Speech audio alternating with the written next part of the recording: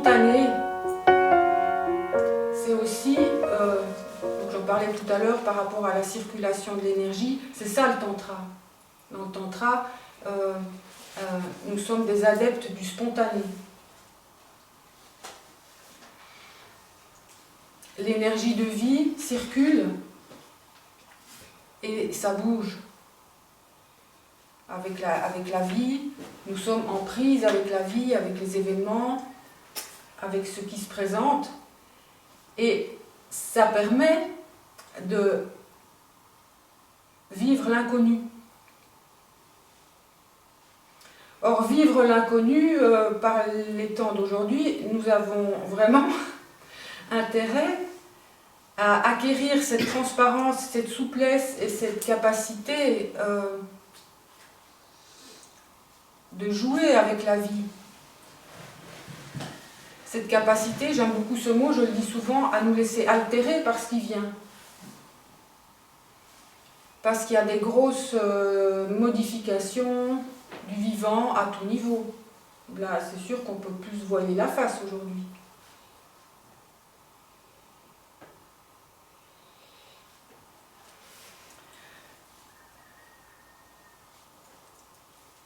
Donc cet atelier, vous avez pu garder votre engagement, bravo, parce que j'imagine, on en parlera aussi, que depuis l'engagement, il y a eu des hauts et des bas. Nous nous testons nous-mêmes, hein, c'est pas la vie qui nous teste. Est-ce que je suis capable de m'engager intégralement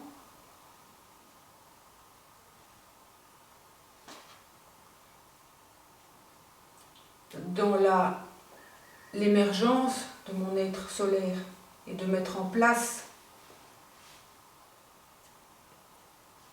ce que je sens qui est juste pour faire cette émergence, pour que l'âme puisse émerger de sa noirceur, émerger de tout ce paquet de mémoire. Alors, quand j'ai préparé cet atelier, donc je médite, et ce qui m'est venu, ça m'a vraiment surpris de l'apporter. Bon, je parle toujours de la même chose, hein, c'est-à-dire la solarisation du corps, l'émergence de notre être solaire. Mais cette fois, ça m'a interpellée ailleurs. J'ai vraiment senti la présence de Marie. Alors moi, j'ai, de par mon histoire, et sans doute vous aussi, et les personnes qui vont pouvoir écouter cette vidéo, dans notre système judéo-chrétien, Marie, elle est la surface de projection de tas de trucs. Pas très clair. À tel point que nous allons chercher dans d'autres traditions une image de la déesse mère. Parce que Marie, son énergie a été dévoyée.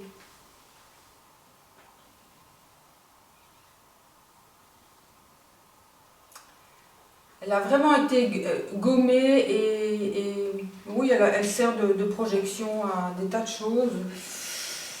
Et donc, comment est-ce que l'énergie de Marie m'est venue ?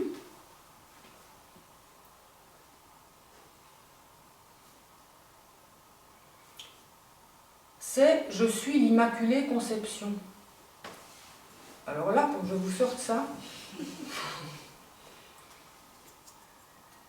Moi, Marie, j'ai été élevée par des bonnes sœurs, et chaque fois que je devais dire « Je vous salue Marie » en français et en flamand, parce que c'était en Belgique, c'était une horreur. Je me voyais captée par cette énergie de bon Dieu-zarde, avec des chapelets, là. Non, c'était pas possible. Et l'Immaculée Conception, encore moins.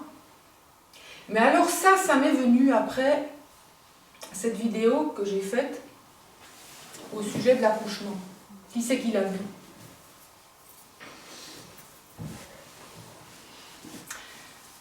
Qu'est-ce que ça veut dire, je suis l'Immaculée Conception? Et si on regarde l'histoire de Marie, sa mère, Anne, et son père, ils étaient déjà prêts à concevoir un enfant hors des systèmes astralisés, de par leur vie. Donc, cette femme, Marie, elle a eu une conception qui lui a permis elle-même de concevoir. C'est à la fois sa conception et la conception de celui qui a été appelé Jésus. Ça a été possible parce que c'était des vies totalement désastralisées. Donc il y a 2000 ans, un peu plus de 2000 ans maintenant, a commencé, je dirais, la partie de la naissance du 5e élément, le 5e avatar. Marie est un avatar. Elle est beaucoup plus importante, on va le dire comme ça, mais c'est par elle que l'incarnation d'un être de la 6e race, et on va y venir à ces histoires de race-racine, c'est par elle qu'un être de la 6e race a pu naître, donc Jésus, sans attache des filets de l'astral. Et c'est ça que j'ai essayé de faire passer dans ma vidéo par rapport à l'accouchement. Parce que je l'ai vraiment vécu dans mes vécus transdimensionnels, avec les voix, les sons, c'était inouï. Je savais, mon corps de femme savait, mon corps de femme sait que par un vécu d'un accouchement qui est préparé d'une conception qui est préparée dans une transparence sans projection. Alors on va mettre des mots sur la transparence, on va expliquer tout ça tous ces jours. Hein. Là c'est vraiment le début de l'atelier. Sans projection sur l'enfant, où l'enfant n'est plus un objet, mais l'enfant est offert au monde. Ben c'est vraiment ça, je suis l'Immaculée Conception.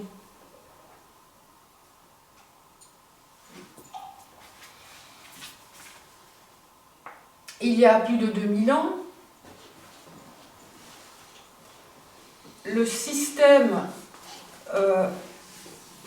cette race dans laquelle nous sommes, qui est en fait la race aryenne, on l'appelle comme ça, la 5e race, vit son alchimisation pour passer à la 6e race. C'est ça que nous vivons aujourd'hui, c'est ça que notre schéma corporel contient, c'est ça que notre ADN contient.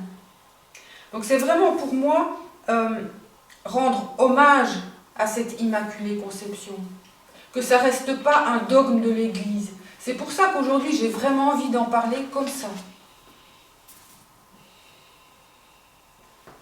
On a toute l'énergie de Shakti, de Kali, blablabla, blablabla, la grande déesse, tralala, mais je dirais que c'est du folklore,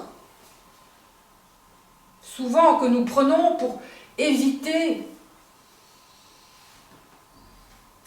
la tradition dans laquelle nous sommes nés et qui a été dévoyée. Et je parle ici particulièrement en terre de France, qui est cette terre dédiée à Notre-Dame. Et cette terre qui a donné naissance à la tradition chevaleresque, dont les Templiers, qui ont été des protecteurs des adorateurs de la déesse mère de Notre-Dame, de Marie. Dans tous les sens du terme. Et c'est effectivement par leur... Ils honoraient Marie, ils honoraient la déesse. Et c'est ça qui leur a été reproché. Donc on ne va pas refaire l'histoire aujourd'hui, mais c'est ça qui les a amenés à devoir dissoudre l'ordre apparent du temple. Mais ça, pourquoi j'amène la chevalerie? Je me sens vraiment chevalier. Et je crois qu'une femme intégrale, si elle veut développer en elle cette transparence et cette immaculée conception dans l'instant, elle a besoin de retrouver cet animus de chevalier qui permet l'émergence de la déesse. Est-ce que ça vous parle? C'est la même chose que quand on dit guerrière ou pas du tout? C'est pas la même chose. C'est pas la même chose. Beaucoup de femmes ont besoin de s'identifier à la guerrière parce qu'elles ont beaucoup de colère en elles par rapport au patriarcat, par rapport à des milliers d'années de soumission au système patriarcal. Et donc, les femmes entrent en guerre. Nous pouvons être guerrières, mais savoir comment nous allons utiliser cette énergie, cette puissance viscérale de l'énergie rouge que nous allons découvrir dans notre yoni, dans notre matrice, dans notre colère. Ça ne sert à rien d'être la guerrière pourfendeuse de mal sur la planète. Tu vois ce que je veux dire? C'est vraiment différent. Le chevalier n'est pas un guerrier. Le chevalier, il se met un genou à terre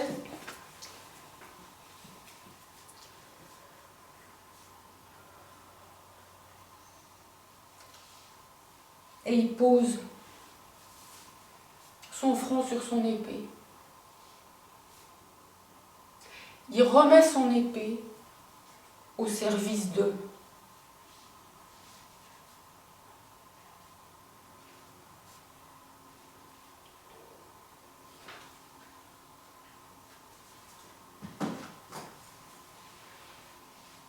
Les hommes aujourd'hui, je parle des hommes, pas de notre chevalier intérieur, pas de notre animus intérieur.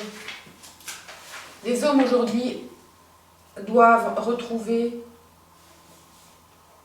le chevalier. Le chevalier engagé en eux.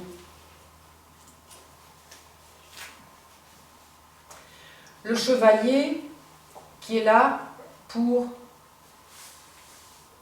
tenir le temple de la déesse, pour que la déesse puisse laisser jaillir son pouvoir créateur. C'est difficile aujourd'hui, avec ces histoires entre hommes et femmes, justement ces histoires guerrières, ces ressentiments, l'attente des femmes. Alors nous allons voir ces jours.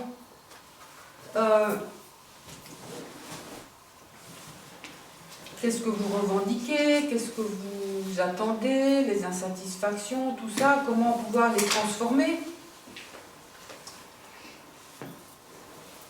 en retrouvant le pouvoir. Ce ne sera jamais quelqu'un d'autre qui va nourrir nos manques.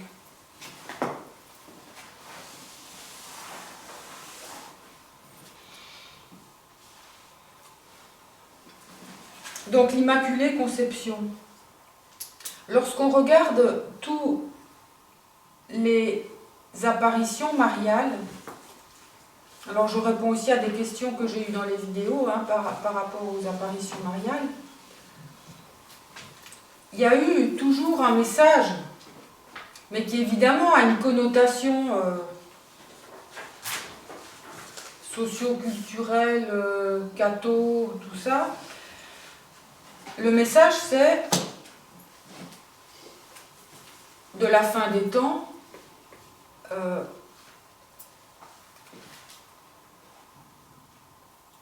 Comment est-ce qu'elle a dit ça? Où elle parle du péché. Arrêtez de pécher. Remettez-vous à mon fils et arrêtez de pécher, en gros. Mais qu'est-ce que c'est que ce péché?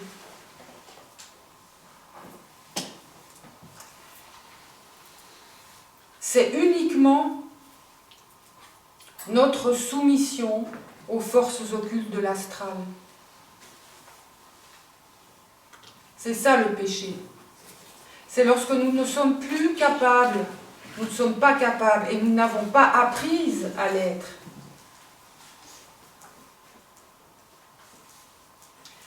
De vivre la flamme intérieure de qui nous sommes vraiment et de la mettre à notre service, à notre propre service de femme et au service du monde. C'est important ce que je vous dis là par rapport au service. Vous ne pouvez servir que si vous vous servez d'abord. Les deux vont ensemble.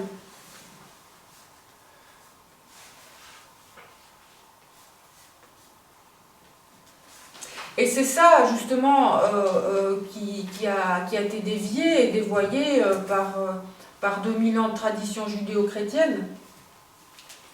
C'est que il y a une sorte d'ascèse à vivre où il faut servir et s'oublier soi. C'est pas ça. C'est pas du tout le message des premiers chrétiens, c'est pas du tout le message du 5e avatar, qui nous a apporté le message du 5e élément, qui est l'élément féminin, qui est la quintessence, qui est l'alchimisation de la matière. C'est ce que nous vivons aujourd'hui, et c'est ce que je vais vous transmettre pendant cet atelier, comment vous allez pouvoir mettre en pratique à la fois un savoir qui ne sera pas mentalisé, parce qu'un corps fonctionne, c'est un corps, c'est une technologie de lumière. Ça permet de mettre en place une pratique de désastralisation. Je reviens sur la question de l'astral. Lorsque Marie vivait dans ce monde, je dirais cette transparence. Je vous salue Marie, pleine de grâce. Qu'est-ce que ça veut dire? Qu'elle n'a pas cette tâche du péché originel. Le péché originel, c'est l'astral. C'est comment nous allons continuer à tourner la cuillère dans la soupe de nos mémoires d'âme.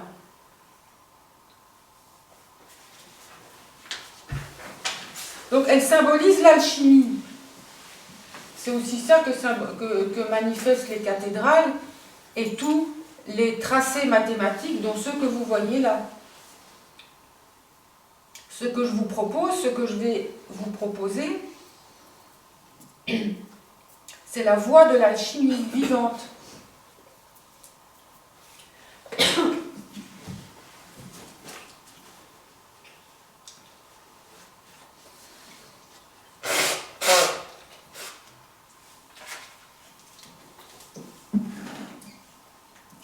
Donc Marie, elle est venue dans un environnement très particulier. Ce n'est pas le cas pour nous. Donc nous allons bien devoir nous débrouiller pour retrouver cette immaculée conception que nous sommes en tant que femme intégrale dans le monde tel qu'il est. Et nous servir du monde tel qu'il est et de nos histoires telles qu'elles sont pour alchimiser, transformer, transmuter. C'est notre rôle. La femme sait le faire. C'est fabuleux, un corps de femme.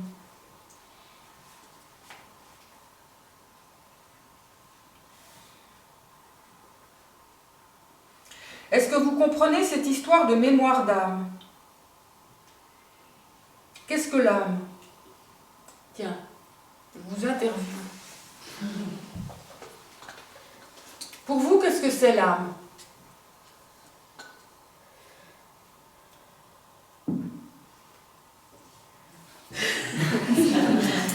yoga, on dit l'union de l'esprit du corps. Oui, donc j'entends là, c'est un endroit, c'est quelque chose, c'est une information qui se trouve entre l'esprit et la matière. Mhm. Moi, je dirais que c'est ce qui sait, en fait. C'est... Ouais, je dirais que c'est quelque chose, voilà, c'est ce qui sait. Voilà, qui sait tout simplement. Et du coup, c'est peut-être la petite poudre qui prépare ce dont tu parles, qui est le sixième homme, la sixième femme. Voilà, je dirais que c'est ce qui sait, pour moi. Mais après, c'est presque indicible, hein, c'est comme Dieu. Quoi. Non, je souhaite que ce ne soit pas indicible. Je souhaite faire reculer les limites du mystère, parce que le mystère, c'est ce qu'on ne connaît pas alors qu'on le sait. Et ben, voilà. Donc, et quand c'est mystérieux et que nous n'arrivons pas à le concevoir par une autre vision, donc je vais essayer de vous amener plein de visions différentes pour sortir de cette ligne temporelle habituelle.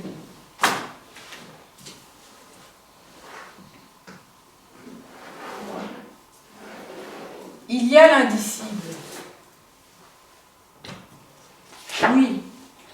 Mais en même temps, il y a effectivement dans nos corps, et ça je peux le dire parce que je l'ai vécu, c'est quelque chose qui marque à tout jamais, c'est une certitude. Où la foi n'existe plus, les croyances n'existent plus, c'est la certitude. C'est quelque chose qui est tellement dans les cellules, dans l'information, dans un des niveaux d'information du corps, que cette certitude, comment je pourrais dire, la certitude du vrai. Alors ça, tout le monde peut hurler quand je dis ça, la certitude du vrai. Mais j'ai vraiment pu vivre cette marque d'une fulgurance de la certitude du vrai hors de l'astral. C'est pour ça que je peux vous parler comme ça aujourd'hui. Alors, je reviens à l'âme. L'âme, elle sait des choses, elle sait plein de choses. Parce que c'est un sac de mémoire. Et c'est vraiment là où il est le problème. L'unique problème, c'est que nos âmes ont une mémoire, sont des... Donc on va parler au niveau de l'information. C'est une trame de mémoire. Un programme informatique, c'est notre âme. Elle a des mémoires d'expérience. Elle a l'expérience, je vais revenir sur l'incarnation des races. Donc depuis l'origine que l'être humain, avant qu'il ait une âme, lorsqu'il s'est densifié sur Terre, il y a eu plusieurs races. Hein, nous avons eu la race polaire, la race hyperboréenne, la race lémurienne, la race atlante, la race aryenne. Et entre toutes ces races, nous les avons en nous, c'est nos âmes. Petit à petit, il y a eu une densification. Petit à petit, l'information s'est concentrée. Et ici, dans cette incarnation, maintenant, aujourd'hui où je vous parle, nous sommes dans un niveau de condensation d'informations maximale. D'où la difficulté de cette libération et de cette immaculée conception. De retrouver cette terre vierge, mais qui sait. Mais l'âme, elle ne sait que ses mémoires, c'est ça le problème. Donc, ça va être des vies antérieures, ça va être des vies futures. L'âme, ce sont des lignes temporelles. L'âme, c'est le résultat des informations, mais ça va servir à quelque chose, c'est pas négatif. L'être humain qui est descendu en incarnation et qui va en sortir par la solarisation, vit un processus d'expérience. Et c'est ça l'âme. Et l'âme, au moment où je vous parle, il y a mon âme qui est là, qui est active, mais en même temps, il y a toutes les extensions d'âme. Alors je vous montrerai sur des schémas que je vais essayer de faire. Il y a toutes les parties mémorielles de moi qui appartiennent au passé depuis le début de l'incarnation des races et le futur. Dans l'instant présent, mon âme est le résultat de cette ligne temporelle. Mais lorsqu'on voit ça de cette manière-là,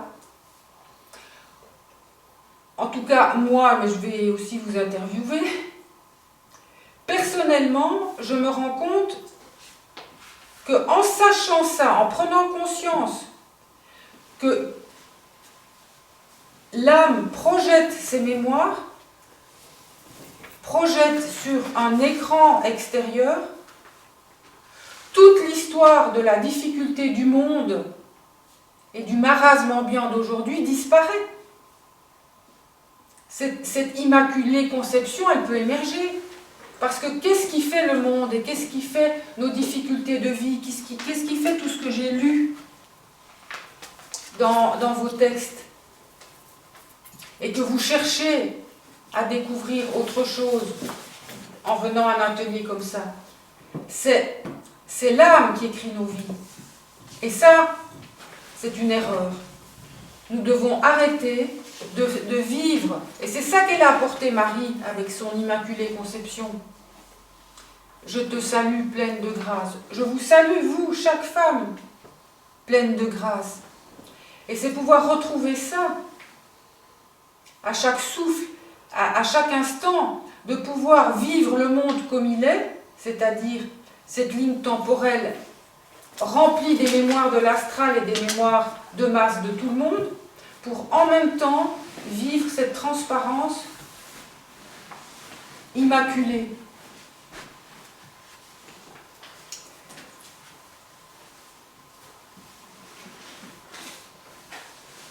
Donc l'âme, c'est oui. Ça voudrait dire que l'âme, c'est la mémoire des 300 000 ans avant la vie. Et en quoi, voilà. Donc ça voudrait, c'est une énorme mémoire en fait. Et oui, on est un sac de mémoire. Et du coup, alors qu'est-ce qui, comment dire? Et de notre côté, et c'est des mémoires qui sont à la fois de la dualité humaine, c'est-à-dire à la fois des expériences difficiles et des expériences de grâce oui. Aussi. Parce que quand même, quand je sais pas, j'ai le sentiment que quand tu te dégages de, comment dire,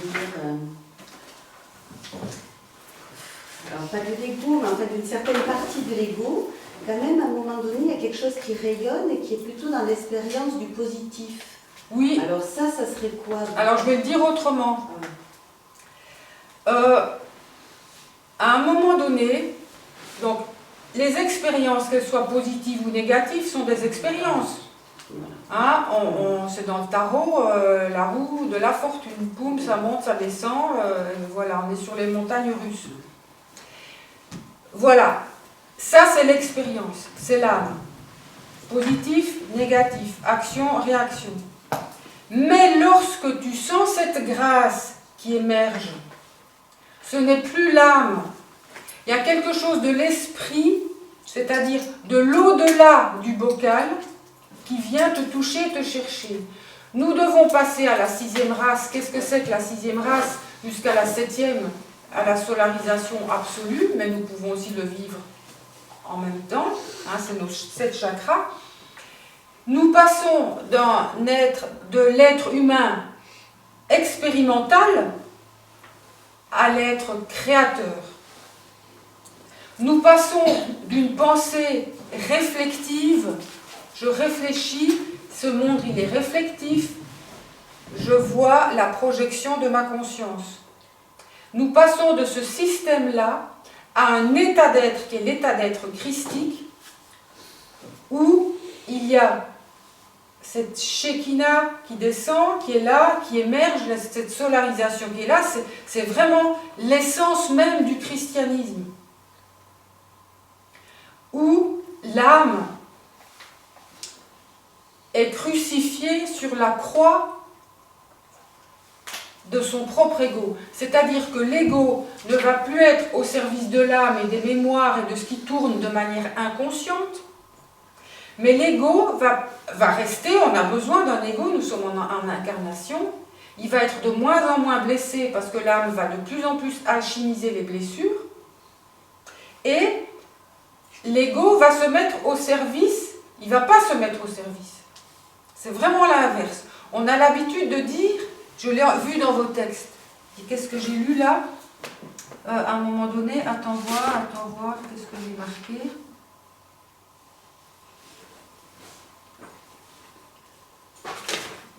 Je ne sais plus. Je l'ai lu dans les textes. Se mettre au service, je veux aussi un peu travailler ça avec vous, se mettre au service de la déesse, se mettre au service du soleil, de notre être solaire, de notre divinité. Qu'est-ce que c'est ? C'est pas j'attends que ça se passe. C'est vraiment ça. Passer de la 5e à la 6e race et à la solarisation, ça va être que l'ego va être capable, par la volonté, le principe de volonté, d'amour et la conscience et l'intelligence, de se servir de l'intelligence de l'esprit pour créer dans la matière. Ce que je vous dis là, c'est la clé, c'est énorme. Donc nous ne sommes pas soumis à un dieu, à une déesse, aux aléas de la vie. Mais c'est l'inverse. À un moment donné, nous reprenons notre souveraineté parce que notre ego devient de plus en plus transparent, mais parce que nous avons la qualité d'amour et d'intelligence, l'intégration de ces trois principes, dont je parle aussi dans mes écrits et dans les vidéos. Un être christique de la 5e race, un être supramental,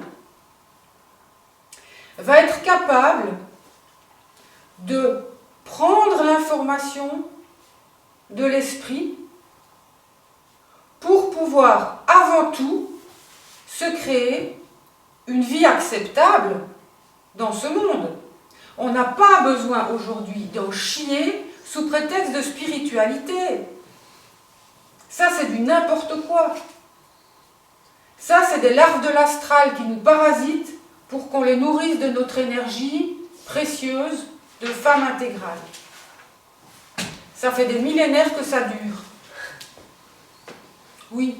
Et savoir simplement, si on pouvait faire peut-être un résumé rapide, et le fait de vivre dans l'instant présent, est-ce que justement ça nous permettrait d'éviter de tomber dans le piège de l'astralité? Mais évidemment, voilà. C'est à ça que nous allons arriver dans la pratique de tous les jours. C'est l'instant présent, mais c'est savoir qui nous sommes dans l'instant présent, comment nous allons nous servir de l'instant présent.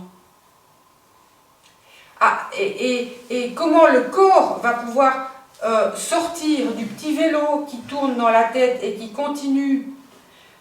Là, je pense aux personnes qui ne sont pas venues, aux peurs et tout ça. Nous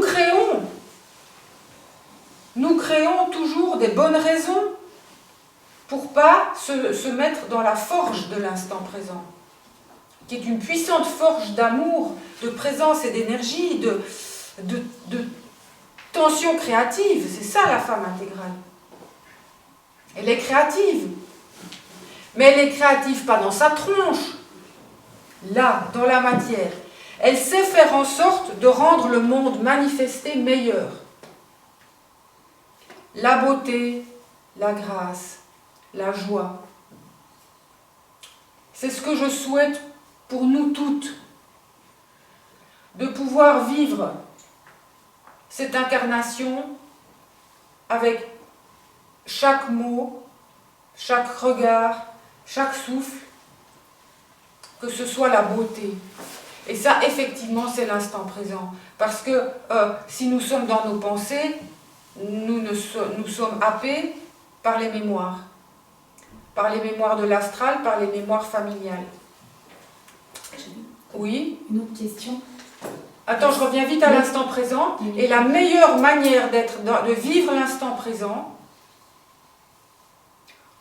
on peut réciter des mantras, et puis le souffle, il y a toujours le souffle, mais c'est contacter sa yoni. C'est pour ça que moi, je vous propose tous ces beaux objets intimes, parce que c'est fabuleux. La yoni de la femme, lorsque la femme sent sa yoni vivante et vibrante, et qu'elle respire, sentez votre yoni, respirez dans votre yoni, contractez-la. La femme, elle ne va plus mettre des choses en place qui sont pour remplir ses manques, parce que tout est là au niveau de la racine de la yoni, au niveau de la joie du ventre, au niveau de la joie du cœur, au niveau de la joie de l'âme, et au niveau de la joie d'être par l'esprit. Est-ce que j'ai répondu à ta question? Oui, oui, ça fait. Merci. Parce que là, regarde, dans l'instant présent, vous allez prendre l'habitude avec les pratiques que nous allons vivre. Un souffle, une contraction de la yoni, l'énergie qui circule, tout va bien. Dès qu'une pensée parasite arrive, ce n'est pas nous qui pensons, ce sont les parasites de l'astral qui pensent pour nous. Après, de voir vraiment cette origine de la pensée. C'est ça, c'est une question de conscience, c'est une question de présence, c'est une question de vigilance. Là, je vous donne vraiment des mots-clés. C'est une question, et là vous êtes le chevalier, c'est une question de traquer, j'adore ce mot. Vous êtes des traqueurs, des traqueuses. Vous allez traquer dans vos vies chaque fois qu'il y a quelque chose qui se met en place, que vous mettez en place, que vous créez, pour vous saboter, pour vous donner bonne conscience, c'est pas la conscience, pour vivre à la place des autres, de vos parents en l'occurrence, de vos grands-parents, de toute votre lignée. Chaque fois que vous allez mettre quelque chose en place pour pas être là et vous. Et petit à petit, dans cet instant présent, l'ego, qu'est-ce que c'est que l'ego? L'ego, c'est ce qu'on a mis en place. Garde bien ta question, hein. Parce que là, si j'arrête le fil, je vais le perdre. Parce que l'ego, il est lié à l'âme, il est lié à nos mémoires. Donc l'ego, ce sont nos traits de caractère. C'est qu'est-ce que nous avons mis en place depuis notre enfance pour vivre tant bien que mal dans la famille qui a été la nôtre. Donc nous avons des traits de caractère. Nous allons les voir, les traits de caractère. Ces traits de caractère, correspondent aux 7 niveaux reichiens de blocage de l'énergie, mais qui correspondent aussi aux 7 races, aux 7 chakras, et à la diffraction de la lumière unique dans ces 7 couleurs. C'est vraiment cette histoire du 7. Et l'ego, plus vous allez vous traquer, plus vous allez être près de vous-même et prendre conscience de ce que vous pensez de... C'est pas vous qui pensez, c'est automatique. Mais qu'est-ce qui me vient dans la tête? Moi aussi, hein. Nous sommes dans ce monde, c'est très difficile. Les pensées arrivent, les inquiétudes arrivent, les peurs sont là. Et à un moment donné, il faut trouver l'état d'être. Et c'est l'état d'être christique. C'est cette croix, hein, sur l'autel, cet état d'être christique, avec ce point du cœur au milieu, qui est le point de l'âme, mais qui pour l'instant n'est pas encore transmuté par l'amour, et qui est le lien entre l'esprit et la matière, hein, pour rejoindre ce que tu as dit. Donc l'âme, on va s'en servir, mais il faut qu'elle devienne transparente et transmutée, pour que notre ego ne soit plus au service des mémoires de l'âme, je résume, mais puisse se servir de l'intelligence de l'esprit et de toutes les intelligences cosmiques. Là, nous devenons un être cosmique. Toutes ces intelligences qui sont hors du bocal et qui nous servent dans l'instant présent. Alors c'est fou parce que quand ça commence à se mettre en place, bien sûr, il y a la synchronicité qui est un signe. Nous vivons avec grâce. Lorsque, c'est ça la grâce, vivre avec grâce, c'est le monde nous sourit. Moi j'ai un trait de caractère horrible que je dois transformer. Où je sens qu'à certains moments, je suis vraiment pas gracieuse, quoi. C'est vraiment de l'humilité que de prendre note, de voir avec conscience chaque fois que ce trait de caractère arrive et qu'est-ce que nous pouvons mettre en place pour le transformer dans l'instant, par le souffle et par l'énergie. Et avec beaucoup d'amour pour soi, parce que si nous avons des traits de caractère avec des choses comme ça, nous ne nous aimons pas là-dedans. Alors justement, c'est accepter, intégrer que s'il y a ça en nous, eh bien, pouvoir aller à la racine de ça, il y a une petite fille qui hurle et que nous pouvons aujourd'hui prendre par la main et pas la laisser coincée quelque part. Vous allez aussi visiter ça. Parce que la plupart des personnes traversent la vie en n'étant qu'une coquille de traits de caractère, en n'ayant jamais touché le vrai être, le pourquoi, cette incarnation.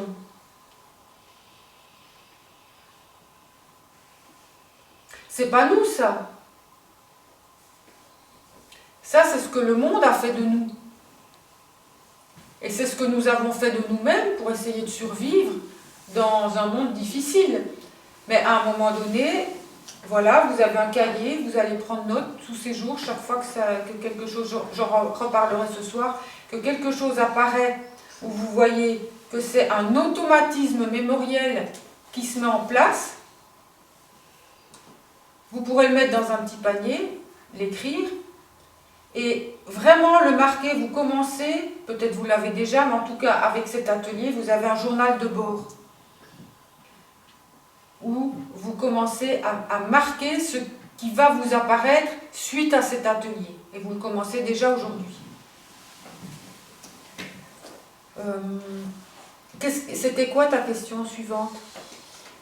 C'était, j'ai reçu une éducation judéo-chrétienne, hein, comme bon nombre de personnes en France. Et alors je m'interrogeais par rapport aux anges, aux archanges, et je me suis posé la question à ce moment-là où il fallait les placer, s'il fallait les placer dans l'astralité, parce que beaucoup de manipulations autour de ces entités-là, ou alors si, au contraire, il fallait les voir sur un plan supérieur. Donc c'est vrai que psychologiquement, je me suis posé des tas de questions à ce niveau-là, parce que j'avais une grande volonté on va dire, de faire d'être centrée, d'être dans le vrai. Et là, j'étais un peu perdue par rapport à toutes ces questions. Voilà. C'était pas évident de placer, encore une fois, les anges, les archanges, où c'est qu'on les met, parce que depuis enfant, j'en ai pris ces êtres, ces entités. Voilà. De toute manière, si tu te poses la question, c'est qu'il y a quelque chose d'intime qui n'a pas eu le contact pour répondre à cette question. Parce que ça ne sert à rien que je réponde à cette question. Je vais quand même donner des pistes. Mais vous avez tout en vous. Alors c'est vrai, le système actuel, aussi avec les channeling, il y a beaucoup de manipulation. Lorsque nous entendons des voix, nous ne savons pas ce que nous entendons. Mais plus il faut savoir qu'est-ce que ça touche en toi. Admettons que tu entends une voix qui se dit « Je suis l'archange Tartampion ». Ah, enfin, je t'entends. Tu vas regarder en toi ce que ça touche dans ton ego. Si tu n'es pas transparente, ce sera une entité de l'astral. Donc, c'est la manière de confronter avec qui tu relationnes. Il y a toujours une confrontation, c'est une confrontation avec soi-même. Là, ces jours, ça va être des confrontations. C'est super la confrontation. La confrontation n'est pas le conflit.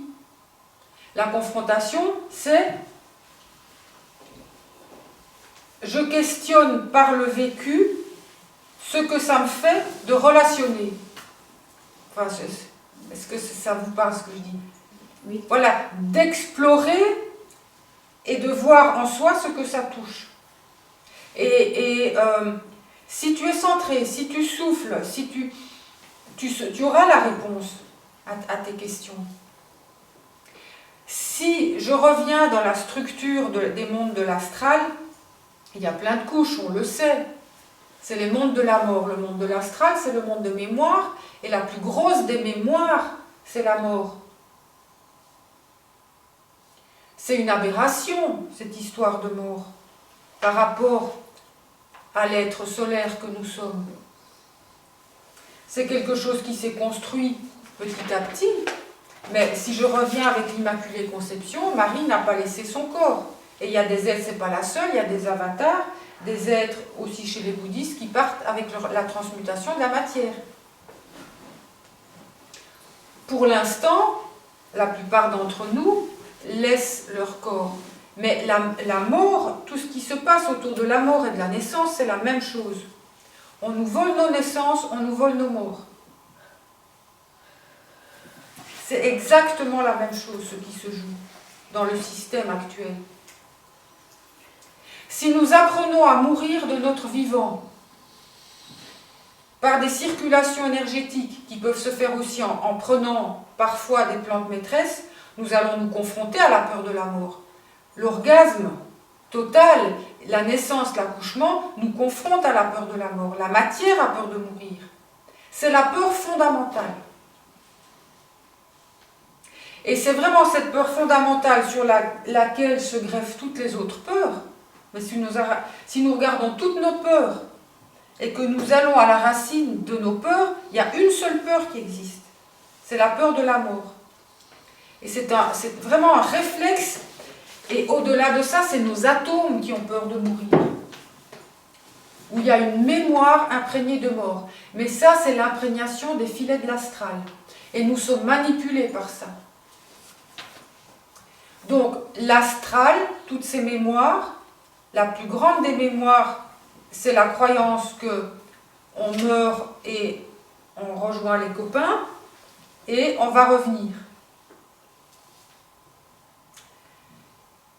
Le problème, c'est que quand on est de l'autre côté et qu'on n'a pas pris conscience de ça pendant notre vie incarnée, nous sommes obligés de revenir pour le faire. C'est vraiment l'extraordinaire chance que nous avons. La libération ne se fait que dans le corps de matière, vous vous rendez compte? C'est ça le système qui nous a été enseigné par le 5e avatar il y a plus de 2000 ans, par le vécu de Jésus des premiers chrétiens, par d'autres grands avatars, par Mère Sri Aurobindo, tous ces êtres-là qui nous parlent de cette solarisation de la matière, par Bernard de Montréal, dont je parle souvent, que je vous conseille à tous de lire, d'écouter en vidéo. Si vous avez un jour vous ne savez plus quoi faire, vous êtes perdu, vous cliquez sur n'importe quelle conférence de Bernard de Montréal et vous allez être calé.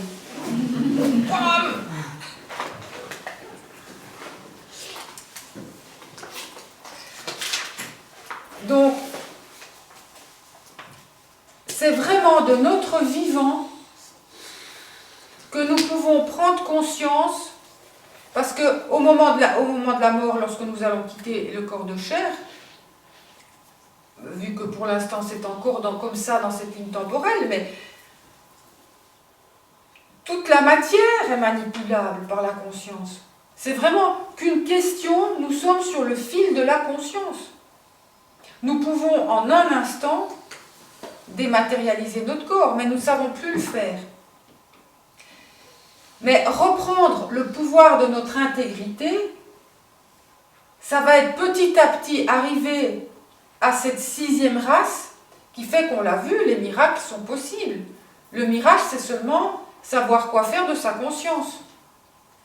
Comment utiliser la conscience, comment utiliser l'intelligence pour créer de la matière ou créer dans la matière. Donc, c'était ta question par rapport... Par rapport aux anges, aux archanges, oui. Voilà, à toutes ces... Donc, il y a des entités dans l'astral qui se font passer pour des anges, pour des archanges. Il suffit de les confronter. Et il faut savoir que toutes les entités qui sont dans l'astral, ils utilisent les vivants. C'est leur raison d'être.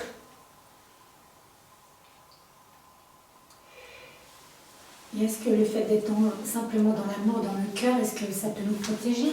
Est-ce que ça peut nous projeter justement au-delà de l'astral? Non. Non. Ah. Parce que ça, si tu es dans l'amour ou dans le cœur, ça veut dire que tu es dehors et à un moment donné, tu es dedans. C'est je suis amour. Je suis amour. C'est pas la même chose. D'accord. C'est l'être solaire, l'être rayonnant, l'être cosmique, la femme intégrale solaire que nous sommes. Elle est joie, elle est amour, elle est immaculée conception, elle est transparence, elle est transcendance, elle est chevalier, elle peut être guerrière quand il faut. Et c'est cet aspect guerrière-chevalier aussi qui va permettre de prendre soin de la douceur qu'elle va émerger à un moment donné. C'est les deux, c'est tout ça à la fois. Mais c'est pas... Bisounours. Voilà. C'est pas lénifiant.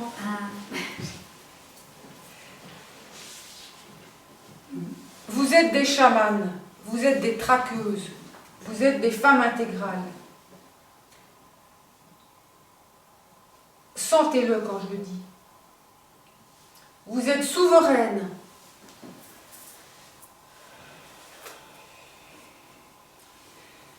Et vous avez la conscience aujourd'hui, et vous allez l'enclencher, en tout cas ces jours.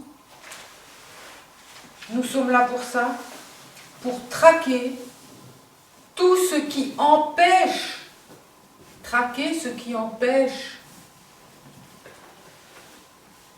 l'émergence de cette grâce absolue de la déesse que nous sommes toutes. Nous sommes toutes un rayon de la déesse, de la grande déesse, de Marie. Retenez ces mots, Immaculée Conception, sans tache, sans péché, c'est-à-dire sans pensée parasite. Mais ça, c'est possible dans l'instant présent. C'est une fulgurance parce que le temps, c'est une illusion. C'est entre des espaces du temps. Il a été prouvé scientifiquement que c'est en fait des petits morceaux de ligne droite. Dans l'instant présent, lorsque nous lâchons tout, il y a la fulgurance de la verticalité, de la transparence, du supramental. Et plus ça va se vivre, plus ça va alchimiser les problématiques dans la matière. Donc c'est pouvoir se rendre compte de ce qui est. Donc là, dans vos textes, merci de vous être offerte sur l'autel de l'atelier.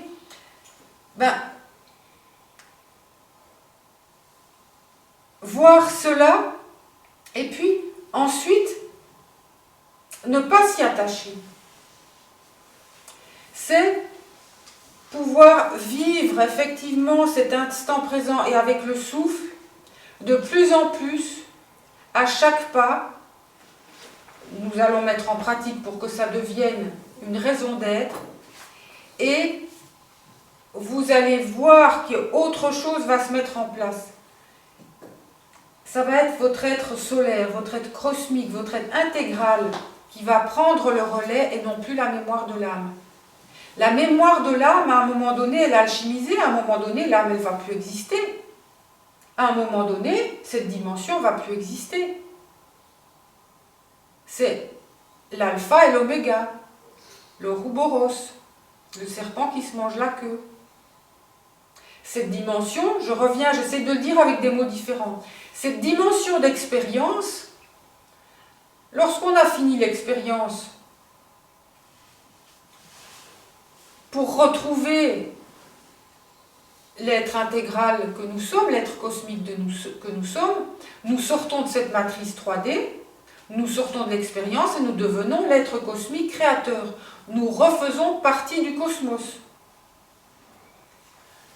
Mais vous arrivez à imaginer ça, c'est fou quoi.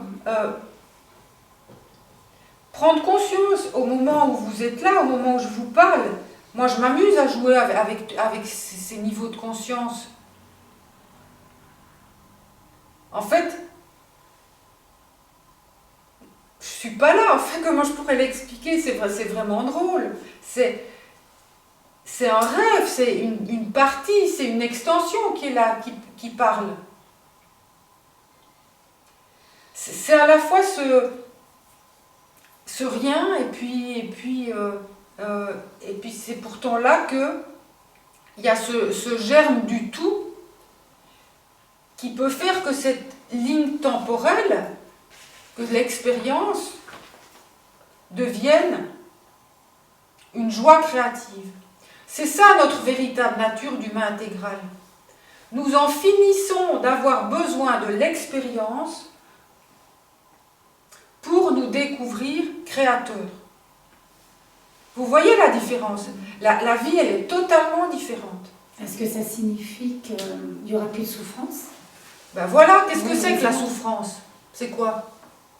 La souffrance, c'est à cause des mémoires. Ça nous ramène peut-être à des choses qui nous ont peinés, ou qui peut-être, voilà, oui, une projection. Voilà, ben là, ça va être quelque chose d'important. C'est-à-dire que quand un événement va arriver de l'extérieur et qui fait écho à une mémoire, ça va être action-réaction, on souffre. C'est en général comme ça que se passe la vie de tout le monde. Nous ne sommes que des projections pour les autres. Et nous ne vivons que dans la projection. C'est terrible d'imaginer ça. Ben, la souffrance, c'est petit à petit quitter la souffrance, vivre sans souffrance, c'est-à-dire vivre cette joie intérieure, cet état d'être christique, cet état d'être immaculé, transparent.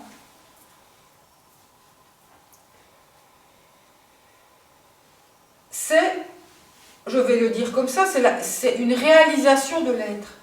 C'est lorsque l'être, il est en totale adéquation avec le pourquoi il est là.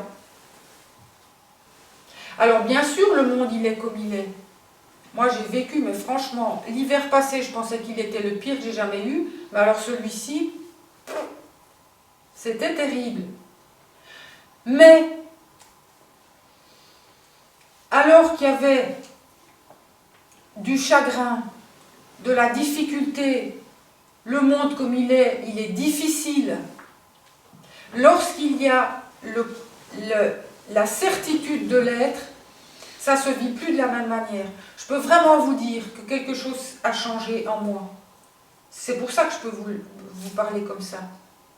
Je suis reprise par mes traits de caractère, etc. Mais tout de suite, il y a cet état de quiétude, d'assise, d'enracinement, je ne sais pas comment le faire passer. C'est un truc profond, profond, profond. J'ai l'impression d'être l'immensité de l'humanité est là. Et c'est bon. J'ai l'impression d'être dans les abysses, d'être la terre, la mémoire de la terre, d'être la création même. Et ça, c'est intouchable. Jamais plus je ne serai touchée. Et ça, c'est vraiment ce que je souhaite à chacune de vous. De trouver cette zone en vous, cette assise, cette puissance, cette noblesse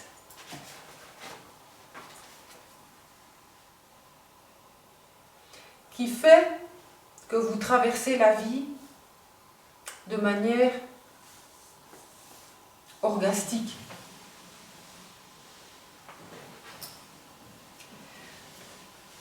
De manière spontanée.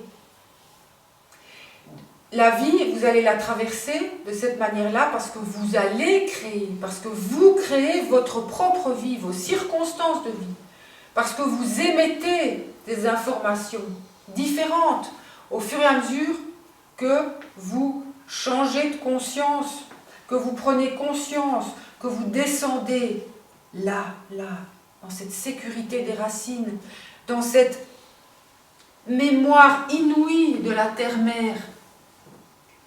Je parle de la mémoire, parce que notre âme, elle est cette mémoire de la terre. Et de pouvoir vivre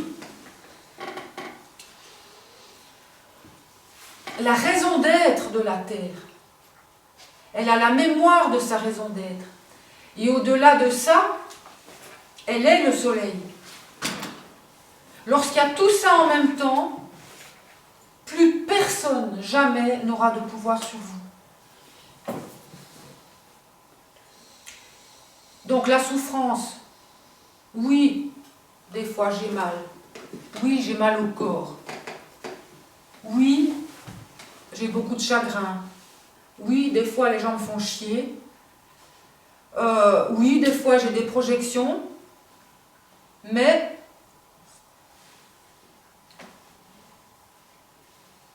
il y a cette partie de moi qui regarde. Si je veux faire l'imbécile et aller dans mes projections, ben je peux. Je connais, hein. C'est mon choix. Mais là où quand je me regarde en train de le faire, là ça m'est venu gros ces temps.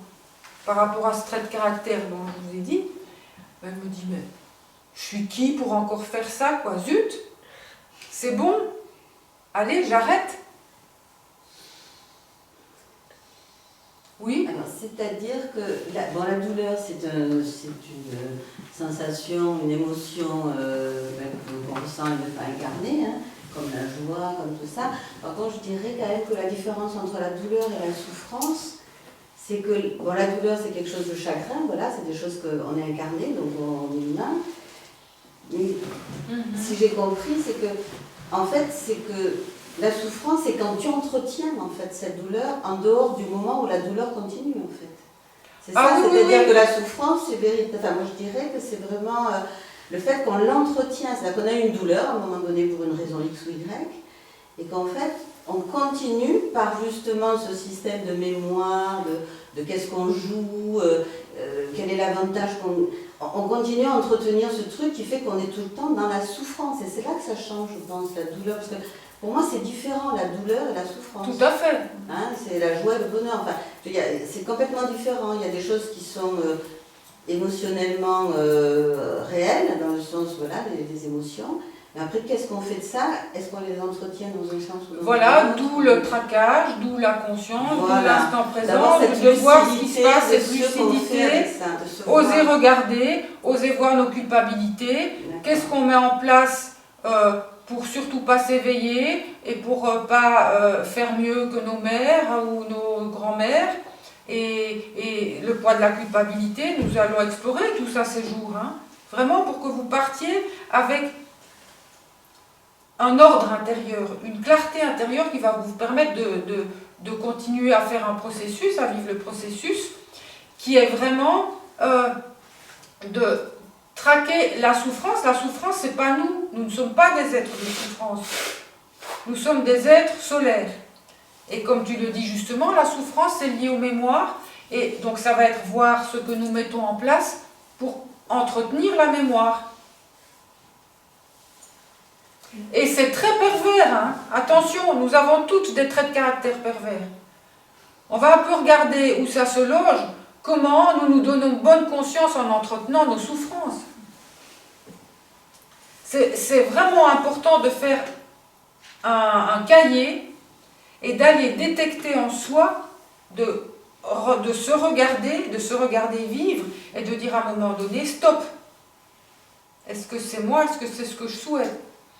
Et vraiment commencer à créer une autre vie.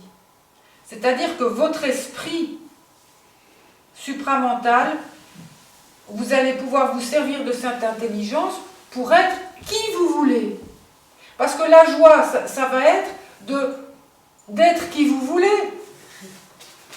Si vous êtes une femme intégrale, vous allez pouvoir l'exprimer à la manière que vous voulez. On n'a pas de mission, une mission. La seule mission que nous avons, c'est de nous éveiller dans cette vie-ci. Et de pouvoir utiliser la puissance de notre être pour pouvoir créer. Et ne plus être soumise à la vie. Par exemple, moi, pour l'instant, il y a des crânes, je fabrique ces huiles, il y a tout ce qu'il y a sur mon site. Je m'exprime, j'exprime qui je suis de cette manière-là pour l'instant. Ça pourra être autre chose dans un autre moment. Vous voyez, c'est ça, c'est exprimer l'être intégral comme nous avons envie. Si j'ai plus envie, je ne ferai plus ça. Je ne vais pas mourir sous le poids d'une mission. Vous souffrir sous le poids d'une mission. Vous comprenez ça? Vous serez libre de faire, vous êtes libre d'être qui vous voulez à partir du moment où vous êtes l'être cosmique. Oui, je t'écoute. C'est juste que la souffrance, en fait, moi je m'en suis servie jusque-là pour faire sens aussi de ce qui se passait. Ça donne un sens et du coup c'est plus facile à accepter. Alors que s'il n'y a plus la souffrance, comment je comprends ce qui se passe en fait? C'est une manière aussi de comprendre la réalité et de la digérer mieux. Pour l'instant, c'est ton fonctionnement. Mais tu vas voir que tu peux vivre sans avoir besoin de l'expérience de la souffrance pour t'épanouir. Comment on trouve le sens du coup de ce qui se passe? Il n'y a pas de sens, c'est être. Le sens, c'est je pars d'un point A à un point B. Là, c'est la ligne temporelle. Le seul sens, c'est être et rayonner. Et c'est pas ne rien faire. Parce qu'une fois que tu es et que tu rayonnes, tu as tout ton pouvoir créateur à disposition. Et tu l'offres à toi-même et aux autres. Ça, c'est des mémoires, on va regarder ça, ces jours, que la souffrance est nécessaire pour se connaître. C'est sûr que si maintenant je me lève et que je me tape la tronche contre le mur, je vais me dire, tiens, j'ai une tête. Je peux aussi le faire autrement. Mais en gros, c'est ça, qu'est-ce que nous mettons en place pour nous donner une illusion de vie ou une bonne conscience. C'est vraiment pas obligé. Alors, je vais revenir aussi à autre chose, c'est que, bien sûr, nos traits de caractère, tous nos engrammes énergétiques, toutes ces blessures que nous avons qui font que nous ne rayonnons pas notre être intégral, fait que nous vivons la vie avec souffrance. Donc, il va y avoir des échos, ça va frapper sur nos blessures, ça va nous faire souffrir. Mais franchement, au bout d'un moment, zut, ça c'est que de l'action-réaction, c'est-à-dire que je me sens vivre parce que j'ai des échos de projection par rapport aux autres. Tu comprends ça?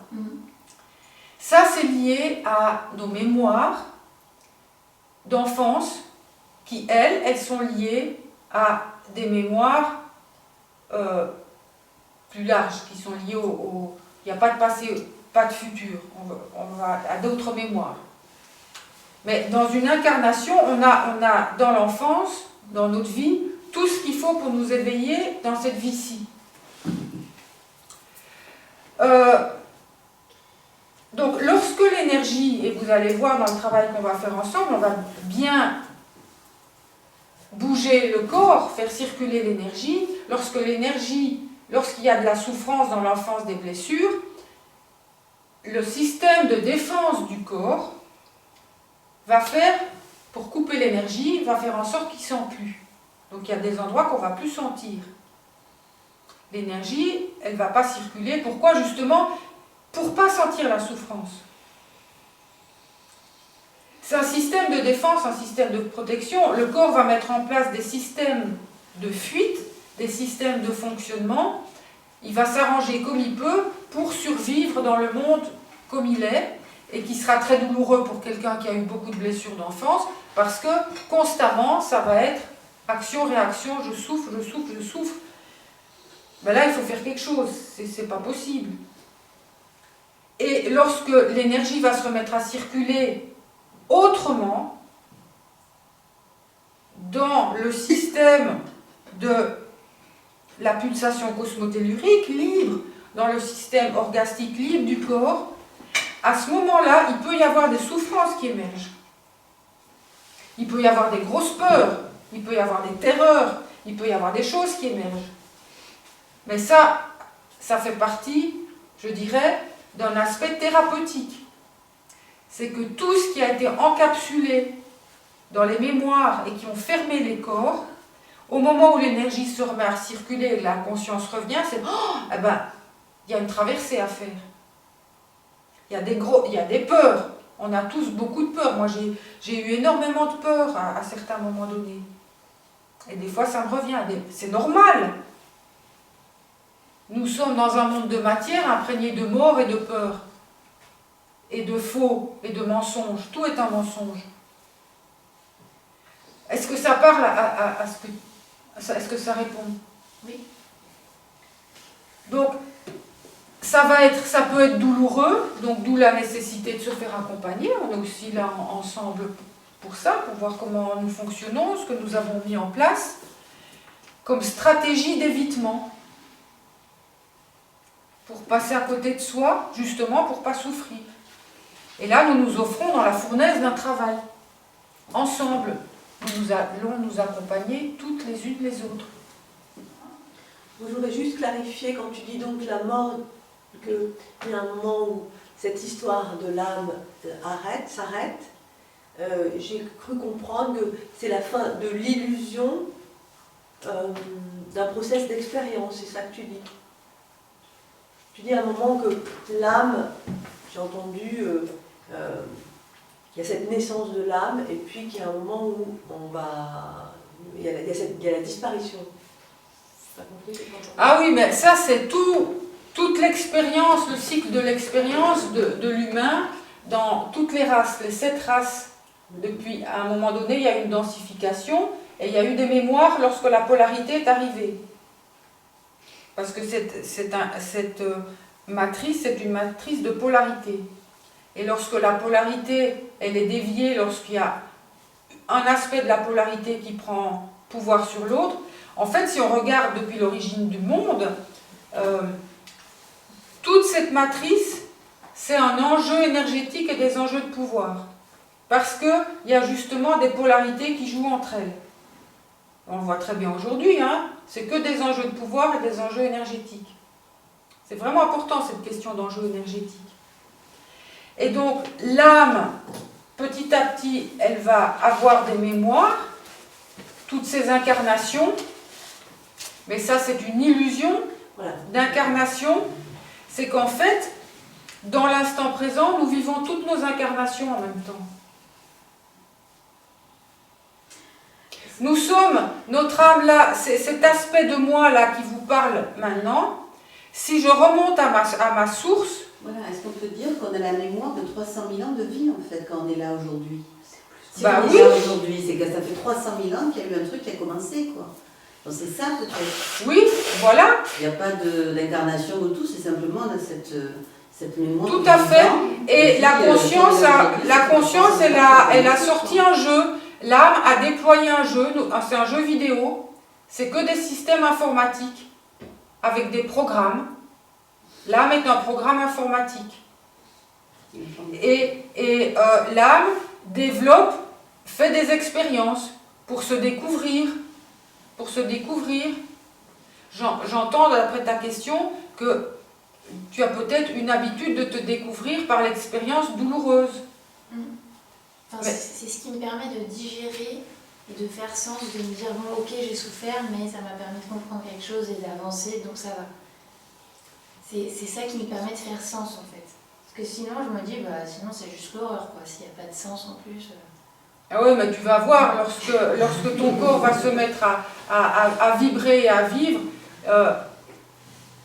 il n'y a même plus de question de sens vu que tout est là, quoi. Et tu vas pouvoir créer à ce moment-là des expériences, celles que tu as envie pour ta gratification personnelle. Alors vraiment, c'est ce que je vous souhaite, hein. Et puis, d'oser, oui, cette question d'oser. On a tellement l'habitude C'est vraiment, je te remercie de partager ça parce que ce que tu dis, ça résume ce que vit tout le monde. On a l'habitude de se faire mal et d'être fouetté. Et on ne se rend pas compte que c'est nous-mêmes qui créons ça. Parce que nous avons cette croyance-là. Je ne sais plus où j'allais en venir. Donc bref, c'est parti. Oser. Oui. Oser. Donc à un moment donné, Si c'est la croyance que la douleur a du sens. Que quelque part la douleur nous mène quelque part. oui, C'est ça. voilà.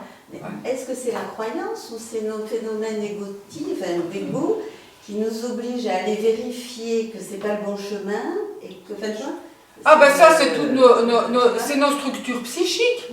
Ça sert à ça les psys. Donc du coup, comme c'est pas le bon truc, on souffre parce qu'on attend quelque chose que notre voilà. Et ensuite on dit oui mais j'ai souffert parce qu'en fait c'est un peu. Voilà, à un moment donné, on arrête ce système, c'est vraiment faire un constat. Là vous avez fait des constats. Oui. Et c'est vraiment faire un constat. Et des fois effectivement il y a besoin d'un bon psy qui accompagne pour voir comment dans nos structures psychiques il y a des... Parce que j'entends souvent, mais moi je peux me débrouiller toute seule, ou je peux me débrouiller tout seul. Non, c'est pas possible. Il y a besoin on ne peut pas se connaître tout seul. Si on veut rester seul, là j'ai eu le cas avec des personnes au téléphone qui, par mail, qui ne voulaient pas me donner leur téléphone pour surtout pas avoir une interaction avec moi. Parce que c'est l'interaction avec quelqu'un qui fait qu'on se connaisse. Et ça, c'est majeur. C'est pour ça qu'il y a un groupe comme ça. Parce que nous allons jouer ensemble. Et c'est dans l'interaction qu'on va pouvoir voir nos traits de caractère et les mettre en évidence, voir ce qui fait mal, voir le fondement, pouvoir parler. Et voilà, commencer à élaborer. L'être humain est un être qui a besoin de parler, qui a besoin d'exprimer, ça fait partie de notre nature. Et effectivement, de comprendre, de mettre de l'ordre. C'est hyper important de mettre de l'ordre dans sa psyché. Et de voir tous nos petits emberlificotages intérieurs, dont font partie donc nos traits de caractère, que nous mettons en place pour éviter, justement, ce grand rien du tout. C'est accepter cette transparence ultime, qui je suis, si j'arrête de me cogner au monde. Oh, écoutez ça. Qui est-ce que je suis si j'arrête ce système? Et ça nous emmène à notre espace intérieur immense, mais qui est à la fois une mort et le vide. Mourir à tout ce qu'on croit de soi, Et des fois, on met en place la souffrance pour surtout pas, pour se sentir vivre, pour surtout pas toucher le néant de l'être. Et je suis désolée, on a besoin de toucher à un moment donné, c'est ce qu'on appelle la nuit noire de l'âme, une anéantisation qui fait que quelque chose en nous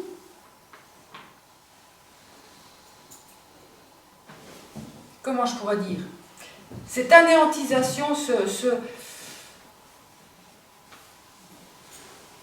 grand trou noir intérieur qui à un moment donné, nous lâchons, nous mourons à nous-mêmes, ou alors là l'ego, c'est la mort, c'est rien d'autre que ça.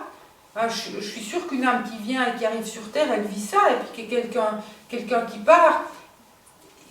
Si nous arrivons à ce grand rien du tout, il y a un autre circuit qui se met en route dans l'être. C'est automatique. La solarisation, l'être que nous sommes, en dehors de cet ego mémoriel, de cette âme mémorielle, va prendre le relais. Enfin, est-ce que j'arrive à exprimer ça? Je peux peut-être parler parce que je fais une grosse dépression et je pense que vraiment ce que tu dis, c'est ce vide qui, au moment donné, se transforme en vastitude. Voilà, c'est vraiment le mot que je mettrais. C'est-à-dire que tu as ce vide, cette mort où tu ne sers plus à rien, quoi, globalement, tu te dis. Voilà, et à un moment donné, tu te réveilles un jour et tu te dis, mais waouh, c'est une vastitude, mais qu'est-ce que je vais planter? Voilà, et je crois que voilà, c'est ce changement de vision, en fait, mais de vision, donc de pensée aussi. C'est ça, c'est un changement de conscience. Voilà. C'est je sers à rien, c'est énorme. Il n'y a pas de sens. Oui, c'est énorme.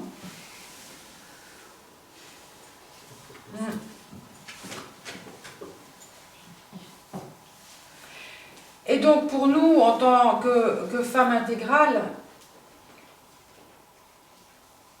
c'est dans un corps de chair, dans un corps avec la yoni, qui est cette origine du monde, hein, ça peut être vraiment, c'est ce que je souhaite pour toutes les femmes de ce monde, c'est effectivement pouvoir plonger dans cet épanouissement de l'être qui n'a besoin de rien, qui a tout, qui est tout. Bien sûr, on a besoin de manger. Bien sûr, j'ai des enfants aux études, il faut que je paye. Bien sûr, il y a la TVA. Mais ça se vit vraiment totalement différemment. Ce sont des états de grâce. C'est pas tout le temps là. Mais plus ces états de grâce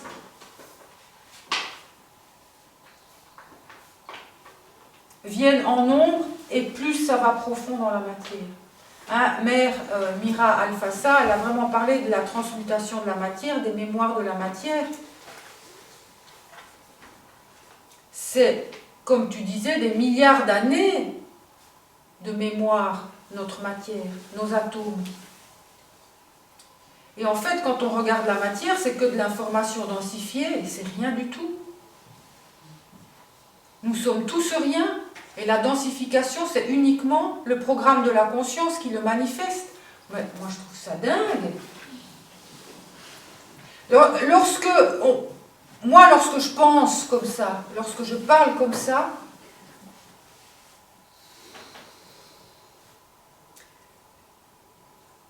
j'ai plus envie de rien. Enfin, parce que tout est là.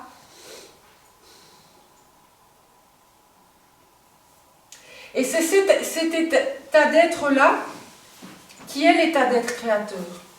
Parce qu'après cet état d'être-là, qu'est-ce que j'en fais? Personnellement, moi, j'en fais ça. J'en fais des fois des vidéos. je suis en train de me créer une maison. Une maison mathématique, en octogone, un truc de dingue. Et là, j'essaie de vous transmettre mon exemple. J'ai eu beaucoup de peur. J'ai eu peur pendant des années. Et à un moment donné, je me suis dit, mais si je ne le fais pas, il faut que je le fasse.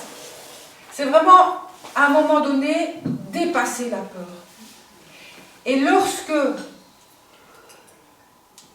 la peur est dépassée par un acte, la peur, elle ne se dépasse jamais en pensée, attention. Pareil que nos traits de caractère et que ce que nous allons mettre en place dans nos vies, c'est jamais par nos pensées, c'est nos actes. Donc on va remonter à la source de nos actes. Poser un acte sans peur, il y a un moment donné, c'est branché sur d'autres sources d'énergie. C'est incroyable. Avec une confiance, parce que ça nécessite la confiance. Alors ouais, ça c'est un grand mot. Lorsque, moi la confiance, des fois j'ai des grosses peurs, et à un moment donné, la confiance se remet en place. Vraiment pour moi, la peur, c'est le manque de confiance. Ça vous parle ça? C'est le manque de confiance dans le vivant. Mais lorsque je réactive tout ce que je dis là, c'est pas toujours actif. Je ne peux plus avoir peur. Parce qu'il y a une certitude d'être branché sur l'amour, la beauté et l'intelligence. Et après, qu'est-ce qu'il me reste moi à faire? La volonté de poser un acte. C'est dingue ça. C'est cette volonté de poser un acte qui va dépasser la peur, qui va faire que nous allons créer dans nos vies d'autres circonstances où on n'est pas obligé, on n'est plus obligé de se confronter à des mémoires douloureuses parce que nous créons autre chose, nous vibrons autre chose, et si nous vibrons autre chose dans nos corps, eh ben, la vie va nous montrer autre chose.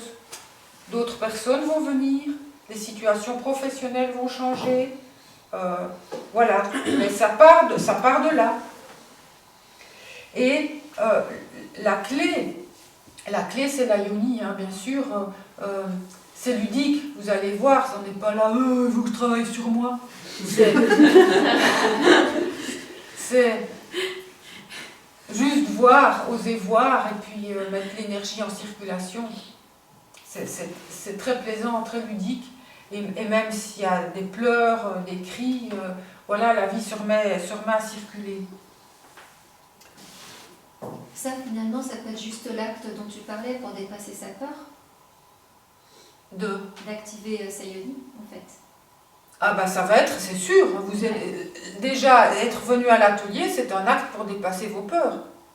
Tout à fait. Et donc c'est un atelier où on parle de la yoni, donc commencer à prendre contact avec sa yoni, peut-être s'il y avait eu un vécu douloureux et tout, de toute manière la yoni, elle engramme tout le vécu douloureux, qu'il y ait eu intrusion sexuelle ou non. Tout ce qui n'est pas dans l'enfance, la petite fille, tout ce qu'elle a vécu comme intrusion énergétique, les enjeux de pouvoir dans la famille, tout ça qui fait qu'elle n'a pas pu épanouir sa yoni en sécurité, fait que c'est engrammé dans la yoni. Donc bien sûr, c'est un acte. C'est énorme l'acte que vous posez en étant ici. Et tous les actes que vous allez poser en étant ici, pour dépasser vos peurs. Donc voilà, pour résumer, c'est le processus de l'Immaculée Conception